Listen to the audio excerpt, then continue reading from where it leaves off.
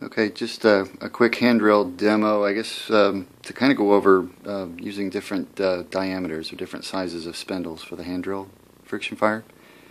And what I have, starting from left to right, I've got some cattail, which is like just a hair over 1/4 inch in diameter.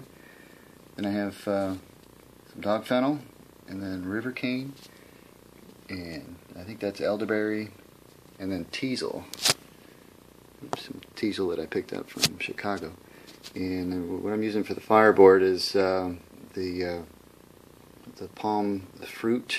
I guess the base, all the fruit seeds and whatnot come from a queen palm tree. So, and I have a dime here, I guess, just to help with size comparison, as well as the Swiss Army knife. And we'll give the cattail, the thinnest one, a go.